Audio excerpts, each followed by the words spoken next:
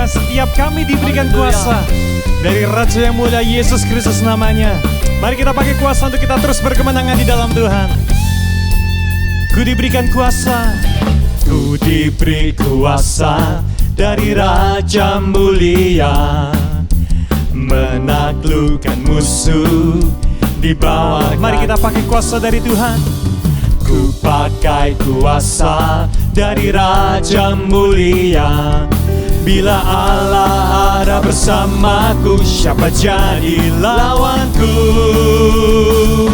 Sungguh besar Kau Tuhanku, Engkau perisai hidupku.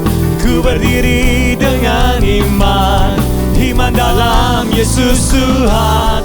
Kau yang memberi kemenangan, ku bersorak merayakan. Terpujilah Engkau Raja segala raja.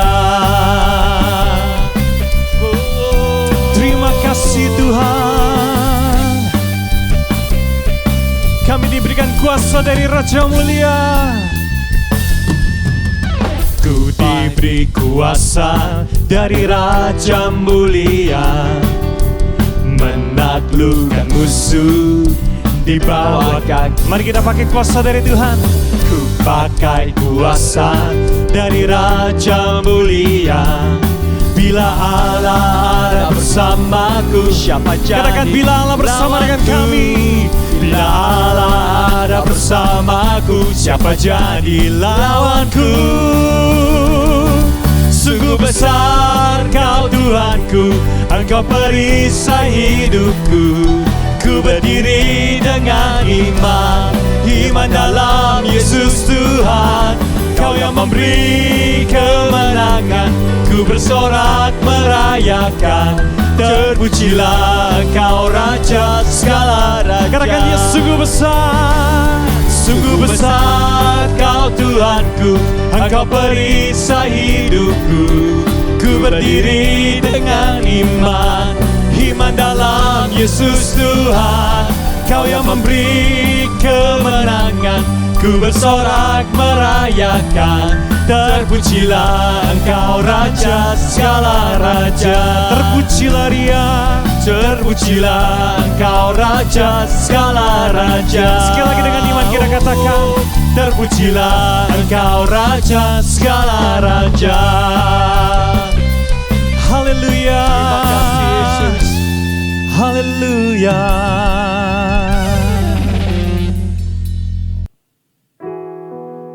Haleluya.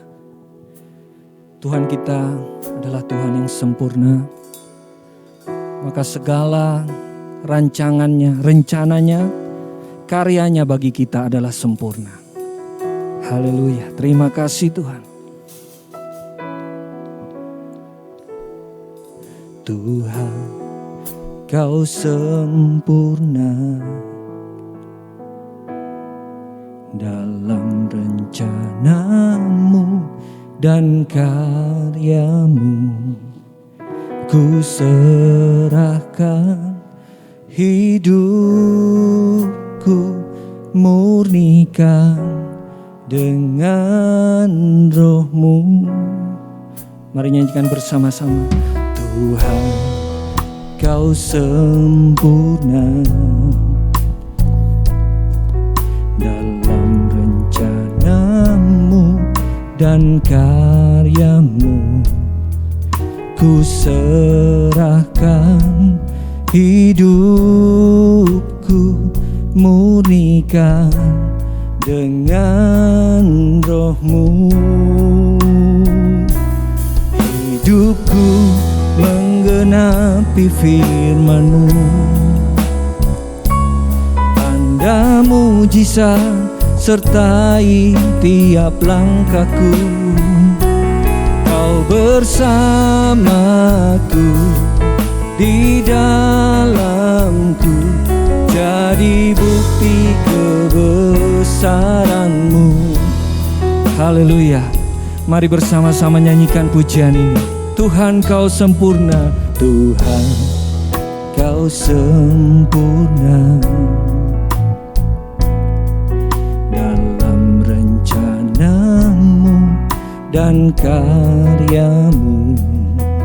Ku serahkan hidupku, murnikan dengan roh-Mu. Tuhan, Kau sempurna dalam rencana-Mu dan karya-Mu. Ku serahkan hidupku, murnikan dengan roh-Mu. Hidupku menggenapi firman-Mu, ya Tuhan. Tanda mujizat sertai tiap langkahku. Kau bersamaku, di dalamku, jadi bukti kebesaran-Mu. Hidupku menggenapi firman-Mu. Tanda mujizat sertai tiap langkahku. Kau bersamaku, di dalamku, jadi bukti kebesaran-Mu.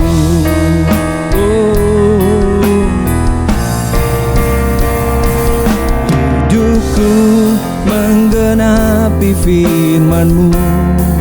Tanda mujizat sertai tiap langkahku. Kau bersamaku,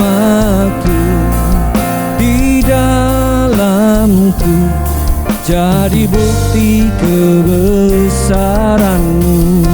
Kau bersamaku, di dalamku, jadi bukti kebesaran-Mu. Kau bersamaku, di dalamku, jadi bukti kebesaran-Mu. Haleluya, terima kasih Tuhan.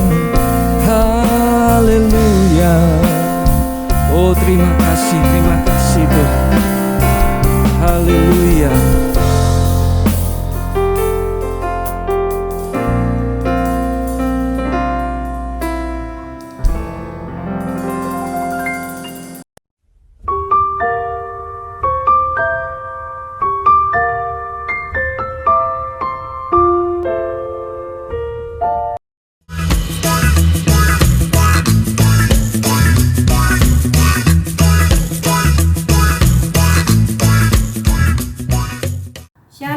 Selamat malam adik-adik, bertemu kembali dalam BSK Bible Study for Kids. Yuk, sebelum mendengar firman Tuhan, kita akan berdoa.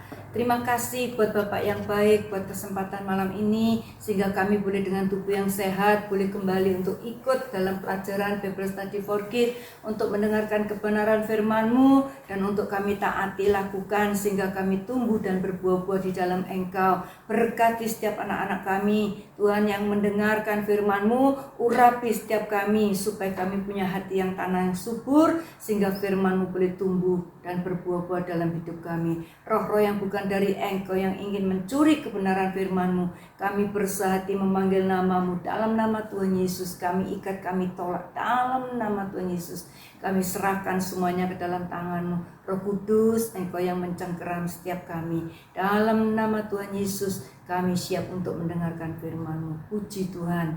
Haleluya. Amin. Anak-anak, malam ini kita akan lihat satu tema yang indah, yaitu tentang a watchman atau penjaga atau pengawas. Kita baca ayatnya, yaitu dalam Yesaya 33 ayat 7. Demikian firman Tuhan. Dan engkau anak manusia, aku menetapkan engkau menjadi penjaga bagi kaum Israel. Bila mana engkau mendengar sesuatu firman daripadaku, peringatkanlah mereka demi namaku.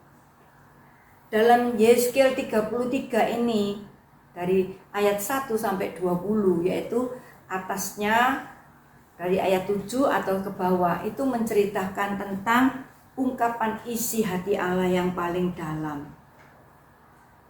mengenai keselamatan setiap manusia, karena Allah tidak menghendaki satu orang pun binasa, sekalipun itu orang fasik, tetapi Allah ingin semua orang itu dapat keselamatan, ya.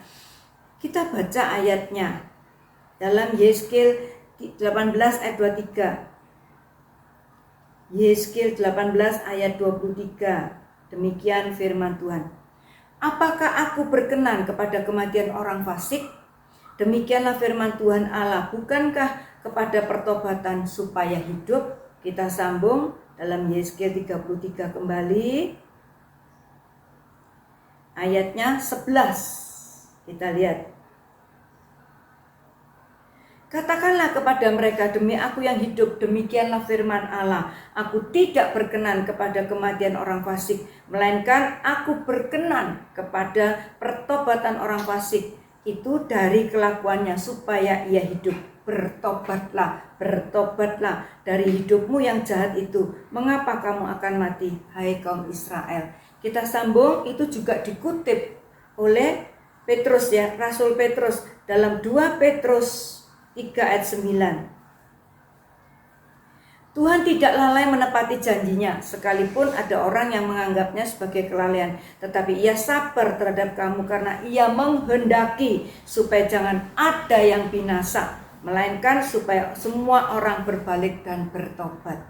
Jadi inti daripada Yeskel 33 ayat 1 sampai 20 itu adalah ungkapan isi hati Allah, bahwa Allah tidak menghendaki satu orang pun binasa, tetapi semuanya untuk bertobat lalu beroleh keselamatan, ya.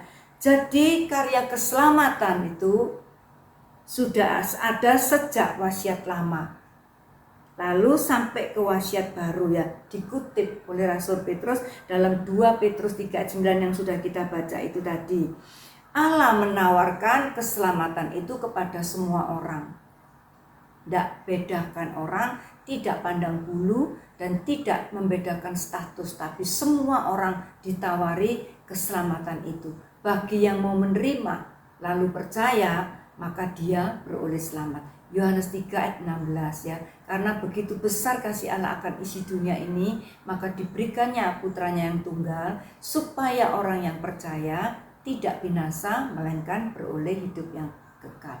Yang mau menerima, percaya, mengakui, maka dia beroleh keselamatan, ya. Sekarang kita melihat poin selanjutnya.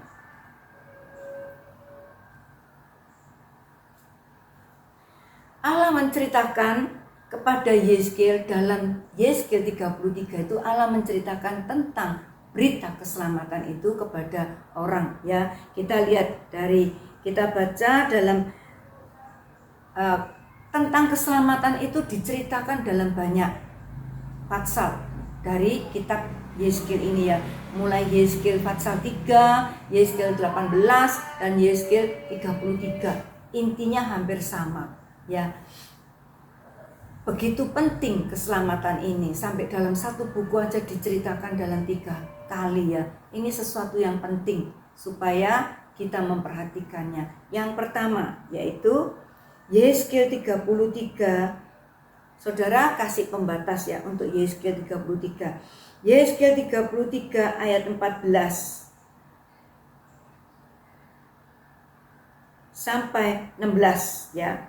Kalau aku berfirman kepada orang jahat, engkau pasti mati, tetapi ia bertobat dari dosanya serta melakukan keadilan dan kebenaran, orang jahat itu mengembalikan gadaian orang, perbuatan-perbuatan jahatnya yang merugikan orang lain itu dikembalikan semuanya, ya. Ia memberi ganti rampasannya menuruti peraturan-peraturan yang memberi hidup, sehingga tidak berbuat curang lagi. Ia pasti hidup, ia tidak akan mati. Semua dosa yang diperbuatnya tidak akan diingat-ingat lagi. Ia sudah melakukan keadilan dan kebenaran, maka ia pasti hidup. Itu juga ditulis dalam Yeskel 18, 21 sampai 22. Kita nggak baca, sama, ya. Juga dalam Yeskel 3 ayat 18 dan 19. Kalau ada satu orang jahat lalu mendengar berita kebenaran firman Tuhan tentang keselamatan, dia percaya, meresponi, lalu bertobat. Semua perbuatan-perbuatan yang salah, kalau dulu merugikan orang lain, dulu merampas punya orang lain, dulu menipu, itu dikembalikan semua. Maka dia, dosanya, kejahatannya tidak diingat lagi karena sudah diampuni dan diselamatkan. Orang yang seperti ini beroleh selamat. Contohnya Sakeus. Ya, Sakeus itu pemungut cukai. Pemungut cukai itu dikatakan jahat waktu itu karena apa? Biasanya misalnya cukai atau pajaknya 100 rupiah, dia bisa narik 150. Yang 50 untuk dia, yang 100 diberikan pemerintah. Jadi orang-orang pada zaman itu benci dengan pemungut cukai. Ya, dan Lazarus ketika berjumpa dengan Tuhan Yesus, dia mengalami satu pertobatan. Maka semua perbuatan jahat itu tidak diingat lagi karena sudah ditutup oleh darah Kristus. Karena dia minta ampun dan bertobat. Maka orang yang jahat sekalipun ini bisa selamat. Contoh yang kedua, yaitu penjahat yang ada di sebelah Putra Manusia Yesus waktu disalib. Dia katakan, kalau engkau kembali ke surga, ingatlah akan aku. Ya, karena dia tidak maki-maki, tidak marah-marah. Memang sepantasnya kita menerima itu. Tapi yang sebelah satunya marah-marah. Kalau engkau anak Allah, kalau engkau, ayo turunlah dan selamatkan kami. Sebab itu ketika penjahat yang di sebelah itu mengatakan, kalau engkau sampai ke surga, ingatlah akan daku.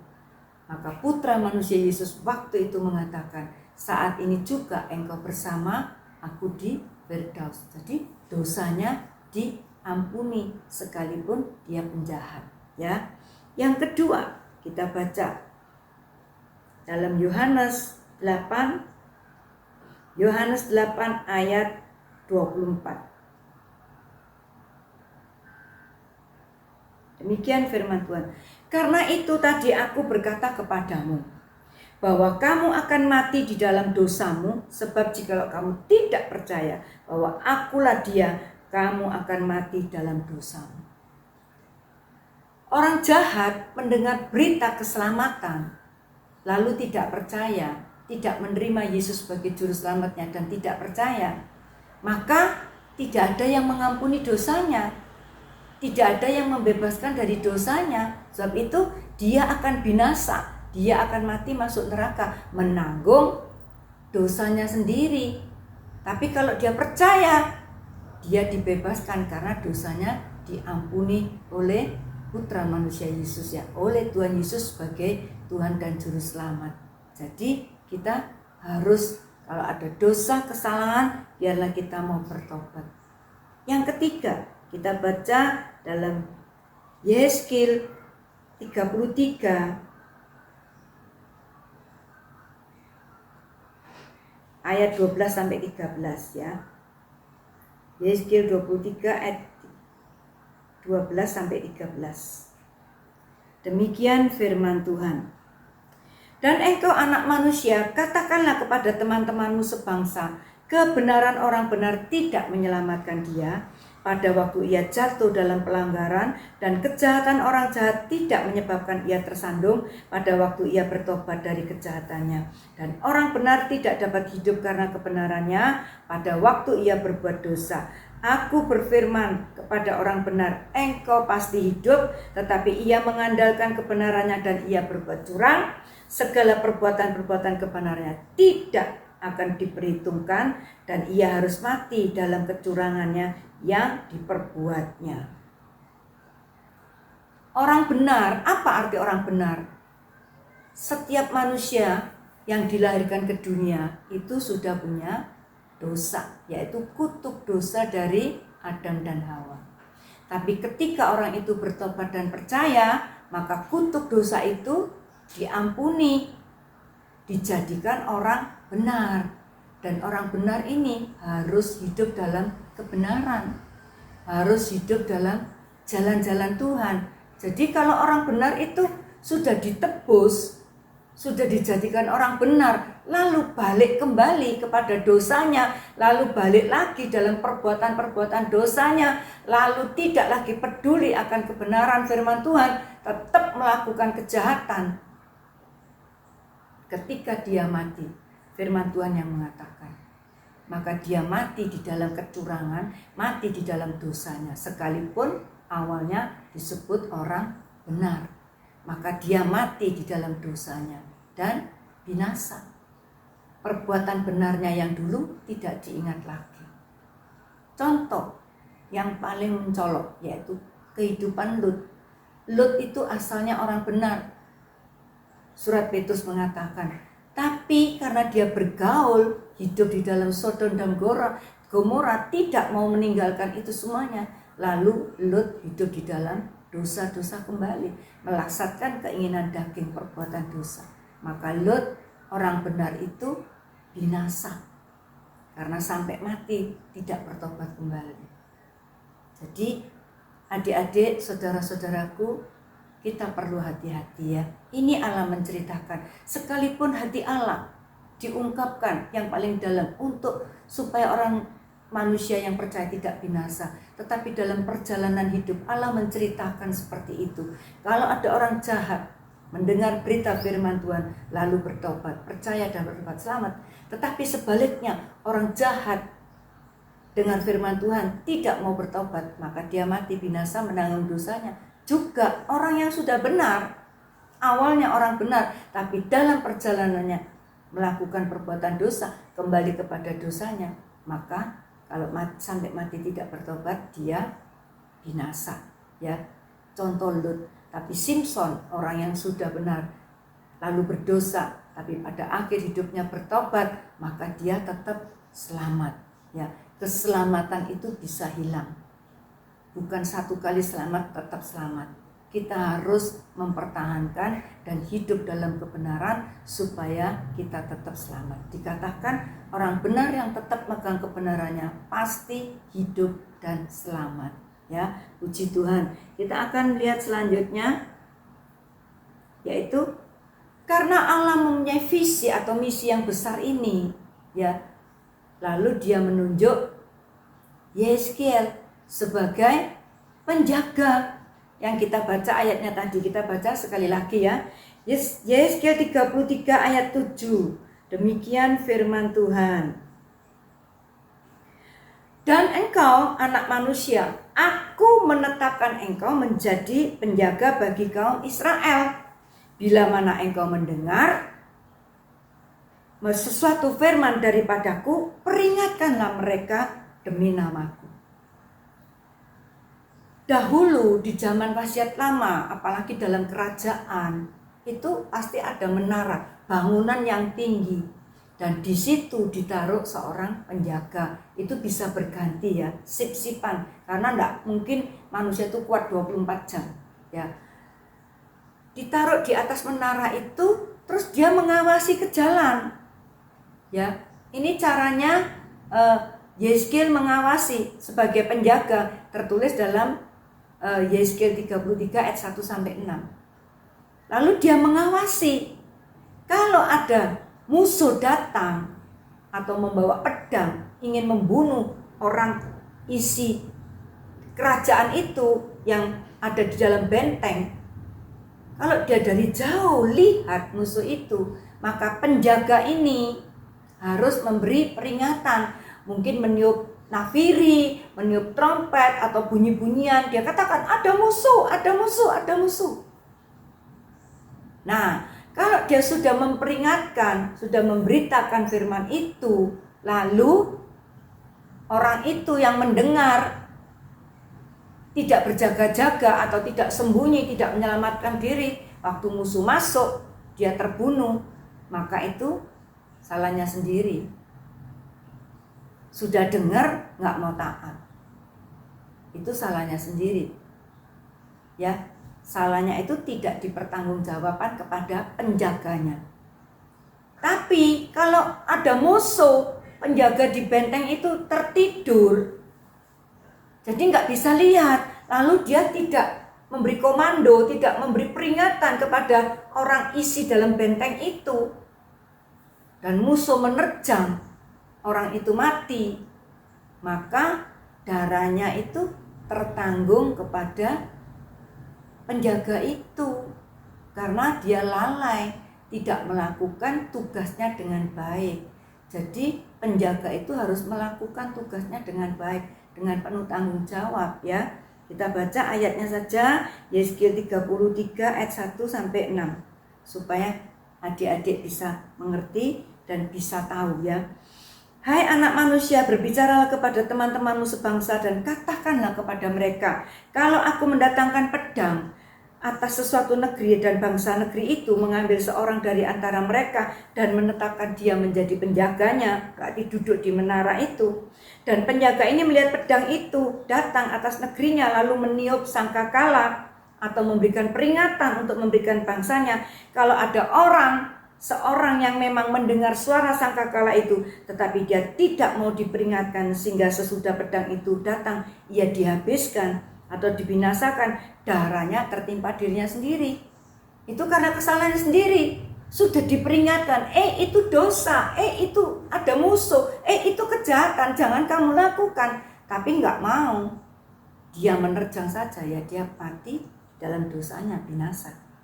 Tapi beda. Ia mendengar suara sangkakala, tetapi ia tidak mau diperingatkan, darahnya tertimpa kepada dirinya sendiri. Kalau ia mau diperingatkan, ia menyelamatkan nyawanya. Sebaliknya, penjaga yang melihat pedang itu datang tetapi tidak meniup sangkakala, mungkin karena capek lalai terus ketiduran, tidak bersiap-siap, tidak berjaga, tidak meniup sangkakala, dan bangsa itu tidak mendapat peringatan, jadi tidak bisa memberikan tahu, musuh datang. Sehingga sesudah pedang itu datang, seorang dari antara mereka dihabiskan atau mati. Orang itu dibinasakan dalam kesalahannya. Orang itu salah, binasa karena kesalahan. Tetapi aku menuntut pertanggungan jawab atas nyawanya dari penjaga itu. Jadi tugas Yeskil itu menjaga umat Israel waktu itu. Ya, ketika ada musuh dia harus memberitahu. Kalau orang yang diberitahu tidak mau berjaga-jaga, tidak mau cepat lari atau menyembunyikan diri lalu terbunuh, ya itu salahnya sendiri. Tapi kalau sudah diperingati terus dia tidak mau atau melakukannya dengan tidak benar, ya dia mati. Tetapi kalau penjaganya lalai, tidak memperingati, ada orang yang mati, maka pertanggungan jawab kesalahannya itu selain orang itu sendiri menanggung, penjaga itu juga menanggung. Ya, jadi ini perlu kewaspadaan ya. Yeskil harus betul-betul waspada dengan benar, dengan takut dan dengan teliti ya. Kita lihat selanjutnya. Dalam wasiat baru, siapa yang disebut penjaga ini? Siapa yang disebut penjaga ini? Karena apa? Kita hidup dalam wasiat baru ini tidak hidup dalam kerajaan, terus bangun menara, ada orang yang disuruh menjaga di sana. Tidak ya. Tapi ini artinya penjaga-penjaga secara rohani tetap berlaku. Ayat ini tetap berlaku dalam wasiat baru, yaitu tetap kita harus ada penjaga-penjaga rohani. Siapa yang dimaksudkan di sini? Yaitu semua orang percaya, semua orang yang sudah ditebus dosanya, semua orang yang ditebus diselamatkan, semua yang disebut hamba-hamba Allah ya. Jadi semua orang benar yang sudah diselamatkan, kita ini penjaga rohani kepada orang isi rumah kita dan selanjutnya. Ya dah, jadi hamba-hamba Tuhan, saudara dan saya yang sudah dapat keselamatan harus menceritakan jalan keselamatan, menceritakan bahwa Allah tidak menghendaki satu orang pun binasa, sudah memberikan anaknya yang tunggal. Ceritakan tentang keselamatan itu ya, seperti kita baca dalam Matius 28 ayat 19. Matius 28 ayat 19, demikian firman Tuhan. Karena itu pergilah, jadikanlah semua bangsa muridku dan baptislah mereka dalam nama Bapa dan Anak dan Roh Kudus. Kita wajib menceritakan jalan keselamatan itu kepada seluruh orang yang kita temui. Jadikan semua bangsa itu muridku, supaya mereka juga mendapatkan keselamatan ya. Kita juga baca kisah dalam Kisah Rasul 20 ayat 27. Sebab aku tidak lalai memberitakan seluruh maksud Allah kepadamu. Ini perkataan Rasul Paulus kepada umatnya, kepada orang bawahnya, kepada orang yang dibimbingnya. Bahwa Rasul Paulus tidak pernah lalai. Siang malam dia menceritakan tentang kebenaran firman Allah. Siang malam dia menceritakan tentang jalan-jalan yang harus kita tempuh melalui firman Allah, supaya kita dapat keselamatan, ya. Yang ketiga, Matius 5 ayat 14. Matius 5 ayat 14. Kamu adalah garam dan terang dunia, ya. Kamu adalah terang dunia. Kota terletak di atas gunung tidak mungkin tersembunyi, ya. Kamu adalah terang dunia. Kalau ada kegelapan, ya, dalam satu tempat, misalnya gelap, ada setitik terang saja, itu bisa menerangi tempat yang gelap itu. Kalau ada terang, maka tidak ada kegelapan. Artinya apa? Bukan kita berarti jadi lampu, terus kita berjalan bawa lampu terang dunia, bukan. Tapi hidup kita ini loh, menjadi terang bagi orang lain.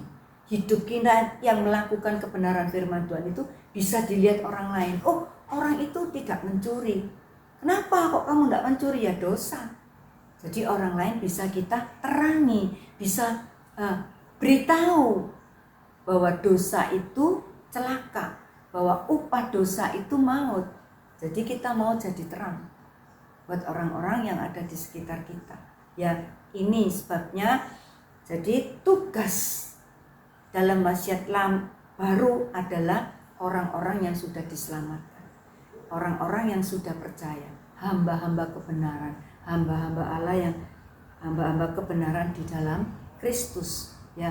Baru kita bisa menjadi penjaga-penjaga yang menceritakan tentang keselamatan itu, ya.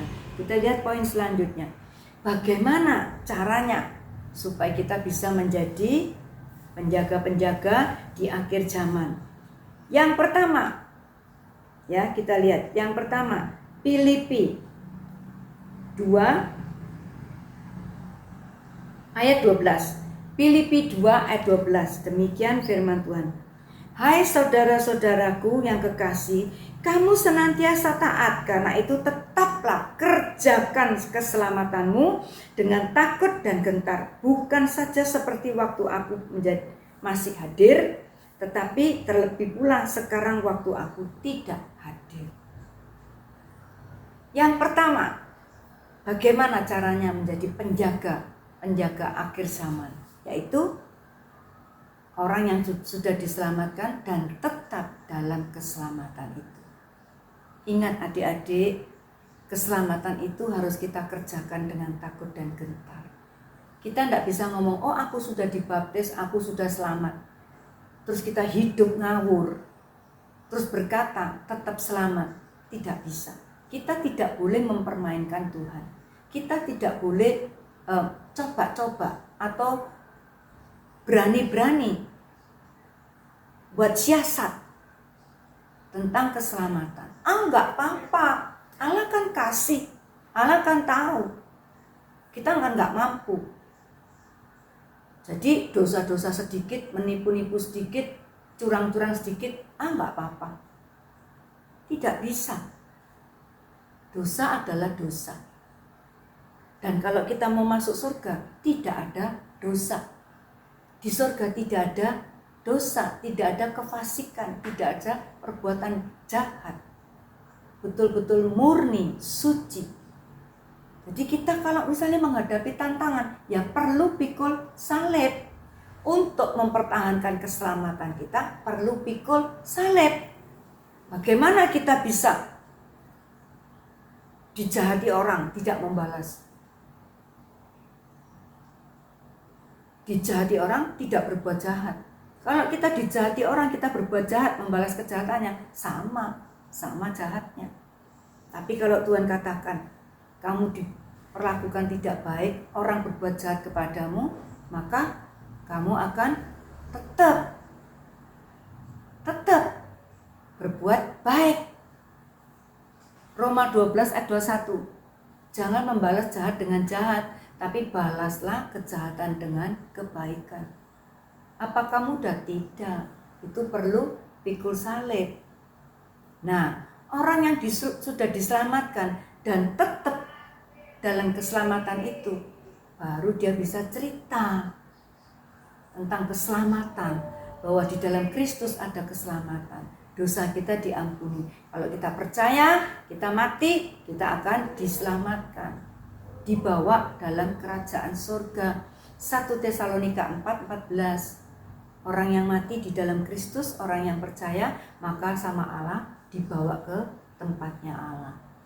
Tempat Allah adalah surga. Ya, jadi kita harus selamat, tetap menjaga keselamatan, baru kita bisa menjadi penjaga orang lain. Kalau kita selamat lalu berbuat dosa, bagaimana kita bisa menceritakan tentang keselamatan itu? Tidak bisa. Justru kita akan membawa mereka dalam neraka lebih banyak lagi. Ya, kita harus hati-hati. Penjaga manusia di akhir zaman, yang pertama yaitu yang sudah diselamatkan dan tetap di dalam keselamatan itu. Yang kedua yaitu dengan kasih. Ingat peristiwa Petrus yang ditanyai, ya. Kita baca dalam Yohanes 21 ayat 17. Yohanes 21 ayat 17. Kata Yesus kepadanya untuk ketiga kalinya, Simon anak Yohanes, apakah engkau mengasihi aku? Maka sedih hati Petrus karena Yesus berkata untuk ketiga kalinya, apakah engkau mengasihi aku? Dan ia berkata kepadanya, Tuhan, engkau tahu segala sesuatu. Engkau tahu bahwa aku mengasihi engkau. Kata Yesus kepadanya, gembalakanlah domba-dombaku. Yang kedua, supaya kita bisa menjadi penjaga manusia, harus ada kasih. Petrus ditanyai sampai 3 kali. Hai Simon, apakah engkau mengasihi aku? Pertamanya antusias, ya aku mengasihi engkau, gembalakanlah domba-dombaku. Tidak berapa lama ditanyai lagi kedua kalinya, hai Simon, apakah engkau mengasihi aku? Ya Tuhan, aku mengasihi engkau, gembalakanlah domba-dombaku. Yang ketiga kalinya Petrus baru, lu kok tanya sampai 3 kali, apa maksudnya? Lalu Petrus mengatakan, engkau tahu isi hatiku. Petrus orang yang sungguh-sungguh, orang yang tulus, sekalipun ada kelemahannya. Tapi Petrus tulus mengasihi Tuhan. Sebab itu Petrus dijadikan soko guru atau teladan buat yang lainnya. Karena Petrus usianya yang paling tua. Baru ketiga kalinya Petrus itu sadar, loh kok sampai ditanyai 3 kali ya. Lalu Petrus berkata, engkau yang paling tahu. Hatinya sedih, ya dah. Kalau ada kasih, kalau kita mengasihi Tuhan dan kita ada kasih dalam hidup kita, itu sebetulnya otomatis kita menjadi penjaga orang lain. Karena apa? Ada belas kasihan. Kita kasihan lihat orang yang masuk dalam neraka, orang yang sedang antri menuju ke neraka. Pasti ada kasihan. Ya, kasih ini bukan kasih manusia. Kalau kasih manusia kita tidak mampu. Kalau kita ingin bercerita, ingin menyelamatkan orang lain, ingin membagikan keselamatan kepada orang lain dengan kasih manusia, kita akan enggak mampu. Tapi kalau dengan kasih ilahi, Rom 5 ayat 5, kasih itu sudah dicurahkan rata dalam hidup kita, kita mampu. Sehingga kita enggak bosen. Bercerita dengan itu, keselamatan itu tidak bosen. Tidak lagi merasa mengganggu hidup kita. Tidak. Tapi otomatis kita akan bercerita. Ketemu siapa saja kita, kamu tahu, Yesus itu juru selamat. Yesus itu kalau kamu percaya, dosamu diampuni dan kamu dapat keselamatan. Otomatis.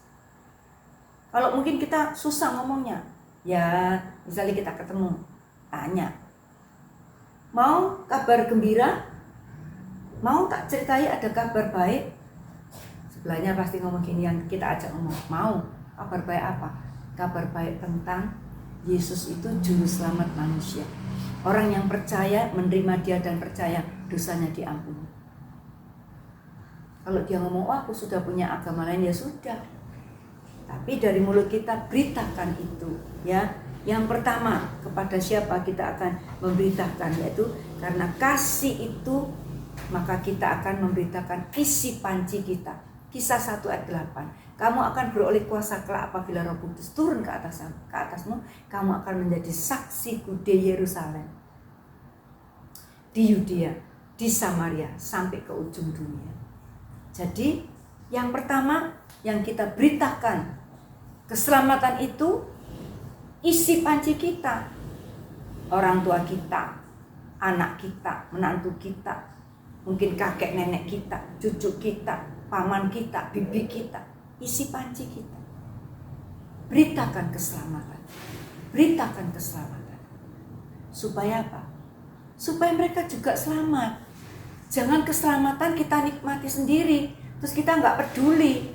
Orang yang punya kasih, seperti Petrus ditanyai, kalau kamu punya kasih, gembalakan.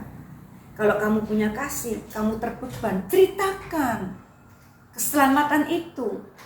Jangan kita miliki sendiri, jangan kita nggak peduli, ya wes, pokok yang penting aku selamat, orang lain nggak peduli. Itu dosa. Itu dosa. Kita tahu berbuat baik, Yakobus 4 ayat 17, tapi tidak melakukannya, maka itu dianggap dosa. Jangan kita nggak peduli, jangan kita tutup mata, terus jangan karena kita takut dimarahi orang tua, terus kita nggak mau bersaksi, nggak mau menceritakan. Jalan keselamatan itu hanya ada di dalam Yesus Kristus. Itu kan tugasnya, misalnya kita punya kakak kita. Tidak, saudaraku. Tugas setiap orang percaya dalam wasiat baru menceritakan keselamatan itu, penjaga manusia itu tugas semua orang percaya yang sudah diselamatkan. Jadi nomor 1, isi panci kita, ya, Yerusalem, supaya dapat keselamatan. Ayo saudara-saudara lihat, kalau kita punya kakak atau punya adik yang belum selamat, yang belum kenal Yesus, jangan diem, jangan nggak peduli, tapi beritakan, ajak, ayo kita pergi ke gereja, ayo ke sekolah minggu, ayo kita kenal Tuhan Yesus, supaya kita dapat sama-sama dapat keselamatan. Yang kedua, kepada siapa kita beritakan? Dengan kasih, yaitu kepada orang-orang dekat kita. Kita baca dalam Matius 22 ayat 39. Dan hukum yang kedua yang sama dengan itu ialah kasihilah sesamamu manusia seperti dirimu sendiri. Dalam King James yaitu love the neighbor atau tetangga seperti dirimu sendiri, ya. Jadi kita juga peduli. Selain isi panci kita, warga inti kita juga peduli kepada orang-orang di Yudea sampai Samaria, bahkan sampai ke ujung dunia. Orang-orang yang ada di dekat kita, orang-orang yang setiap hari ketemu kita. Kasih Tuhan Allahmu dengan segenap hatimu dan kasihilah sesamamu. Yang dimaksud sesamamu adalah neighbor, tetangga. Kalau duduk di sekolah dengan teman sebangku kita, dia belum kenal Tuhan, jangan diem. Malu aku kalau cerita, nanti lah ditolak ya apa? Terus kita cuek bebek, ya sudahlah, bukan urusan saya, urusan orang lain. Tidak, saudaraku. Kalau temanmu itu mati malam itu dan kamu belum cerita tentang keselamatan, itu dikatakan dalam Yeskil 1 ayat 1-6, Yeskil 33 ayat 1-6. Berarti ada musuh, dia mau diambil oleh iblis, kita nggak memberitakan jalan keselamatan. Kalau dia mati di dalam dosanya karena belum kenal Yesus. Tapi kesalahan itu, pertanggungan jawab itu juga dituntut dalam hidup kita. Jangan diem. Jangan cuek bebek, jangan tidak peduli. Ayo. Kalau misalnya kita, teman sebangkuku ini belum kenal Tuhan, kok kita malu ya mau ngomong takut? Berdoalah. Roh Kudus, saya mau menginjili, saya mau menceritakan, saya mau jadi penjaganya dia, keselamatannya. Tolong beri saya hikmat, tolong beri saya kemampuan, kata-kata, supaya teman saya ini boleh percaya. Jamah hatinya, lembutkan hatinya, doakan dulu supaya Roh Kudus bekerja dalam hidup orang ini. Waktu kita nabur benih itu, kita nabur tentang keselamatan itu, dia bisa menerima dan percaya. Saudara-saudaraku, adik-adik yang dikasihi Tuhan, ingat, jangan diam. Ayo kita mengasihi sesama kita. Ya, orang-orang yang mungkin sebangku, kalau dalam pekerjaan, teman-teman sekerja, lalu teman-teman dalam lingkupnya lebih besar, mungkin ada di persekutuan dan sebagainya. Beritakan tentang keselamatan itu. Maka saudara dan saya adalah penjaga-penjaga keselamatan yang sesuai dengan kehendak Tuhan. Yang ketiga, kasih itu bisa menceritakan kepada keselamatan kepada musuh. Ya, kita baca dalam Matius 5 ayat 44.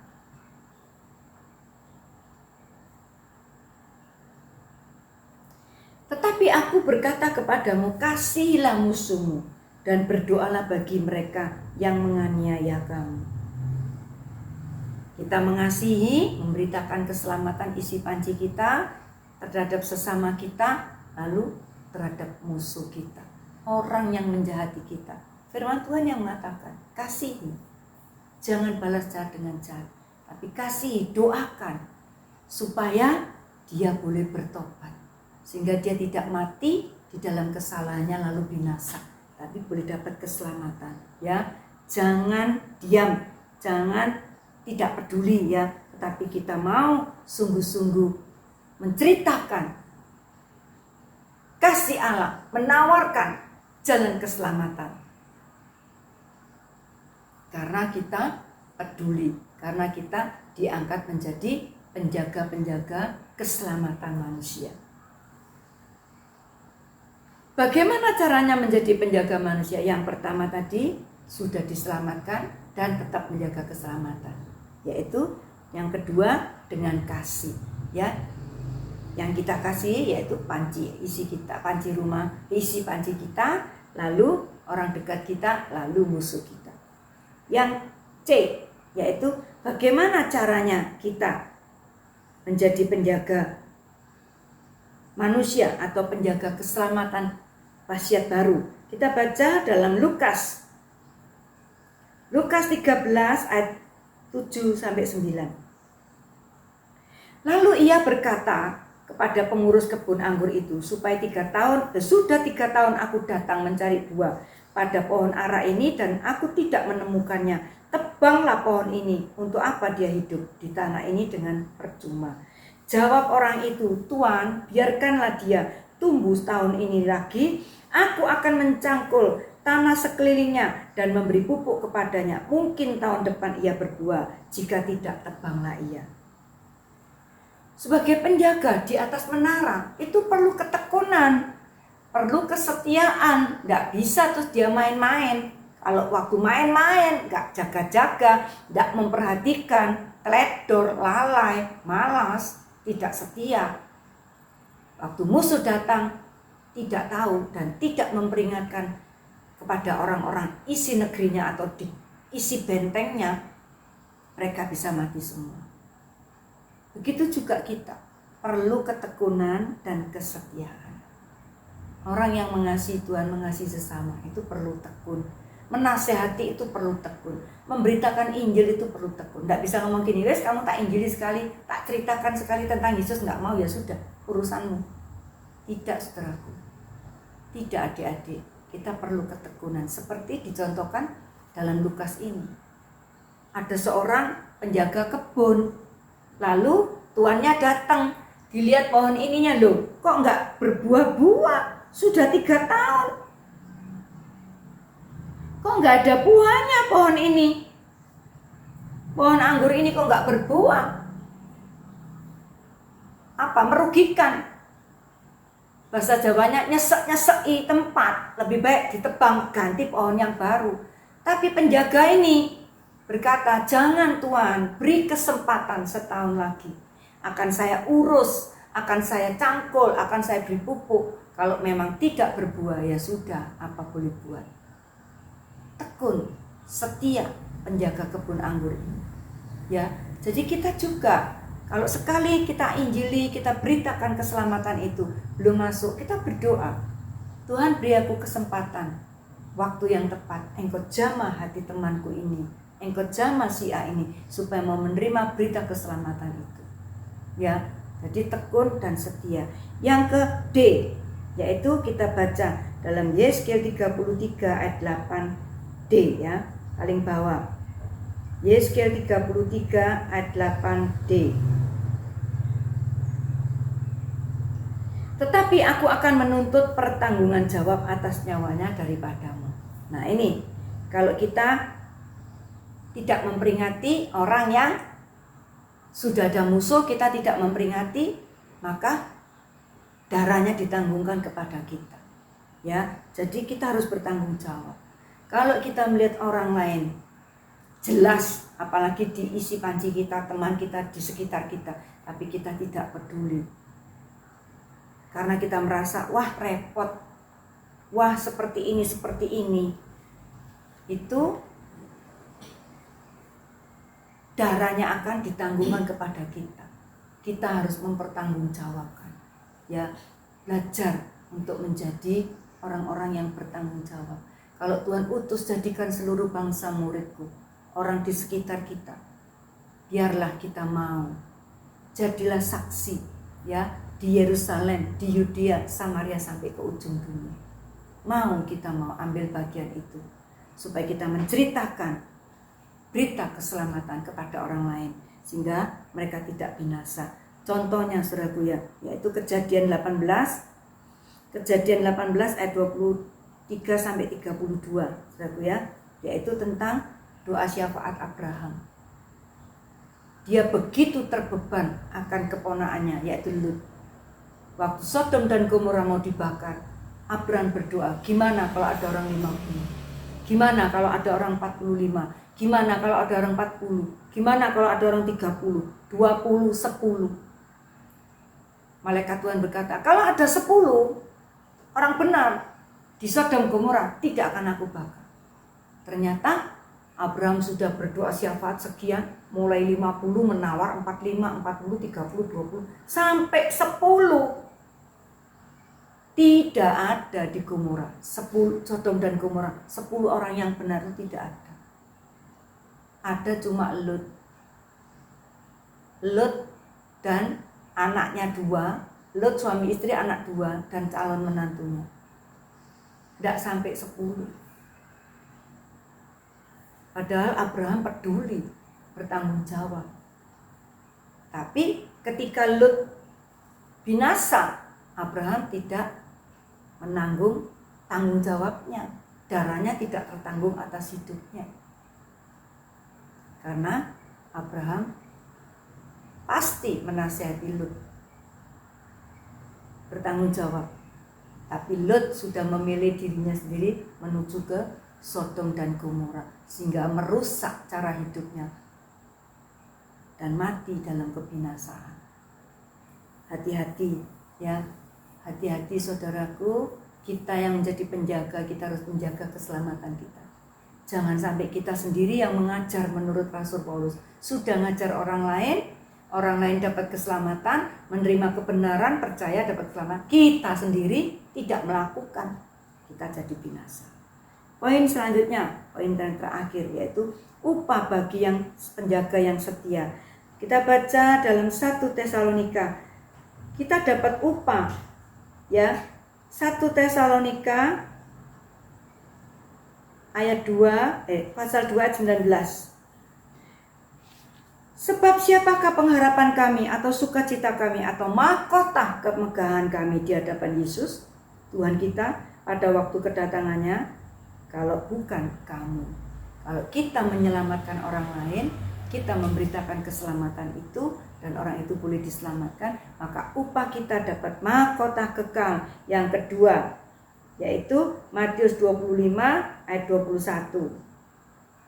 Maka kata tuannya kepadanya, baik sekali perbuatanmu itu, hai hambaku yang baik dan setia. Engkau telah setia dalam perkara kecil, aku akan memberikan kepadamu tanggung jawab dalam perkara yang besar. Masuklah dan turutlah dalam kebahagiaan Tuhanmu. Dalam terjemahan lama, Pasya Tama, sabaslah hai hambaku yang setia, ikutlah dalam sukacita Tuhanmu.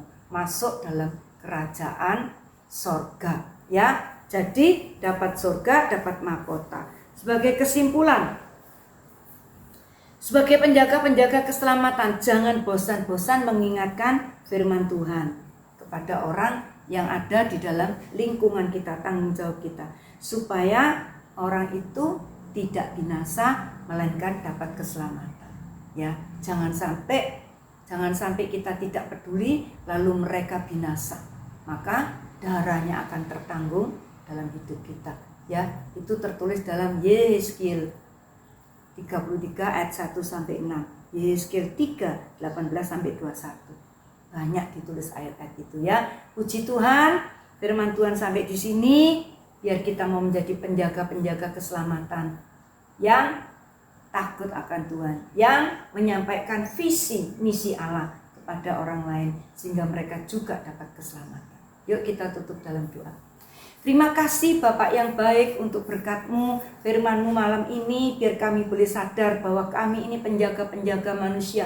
Kami menjaga-menjaga keselamatan buat orang lain, supaya kami Tuhan boleh ikut ambil dalam bagian rencana-Mu, bahwa tidak satupun orang yang Kau kehendaki binasa, sekalipun orang fasik. Biar kita juga turut ambil dalam pelayanan ini, sehingga kami boleh memberitakan keselamatan itu pada orang lain sekitar kita, isi panci kita, dan sampai ke ujung dunia. Berkati anak-anak kami supaya mereka boleh sadar dan hidup takut akan Engkau, melakukan perintah-Mu. Terima kasih Bapak yang baik, berkati sekolah mereka, berkati dalam hikmat akal budi yang dari Engkau, sehingga tidak ada anak-anak kami yang tidak naik kelas ataupun tidak bisa mengikuti pelajaran dengan baik. Dan Engkau berkati pergaulannya, jauhkan dari pergaulan yang jahat, berkati kesehatannya, berkati nafkah kedua orang tua mereka, berkati anak-anak kami, lepaskan dari dosa-dosa pergaulan seks bebas, pornografi, narkoba, demi nama Tuhan Yesus. Semua itu ditolak, kami tolak daripada hidup anak-anak didik kami. Terima kasih Bapak yang baik, kami serahkan sisanya ini ke dalam tangan-Mu. Kalau kami akan mengakhiri Bible Study for Kids ini, mari kita angkat kedua tangan kita, terimalah berkat dari kasih Allah Bapa, anugerah daripada Tuhan Yesus, dan persekutuan dalam Roh Kudus limpah turun dalam hidup kalian, penuh dengan hikmat akal budi, penuh dengan pimpinan, penyertaan, damai sejahtera, sukacita yang daripada Tuhan. Berkat ini diberikan dalam nama Tuhan Yesus, Juru Selamat kami yang hidup. Terima kasih Tuhan. Amin.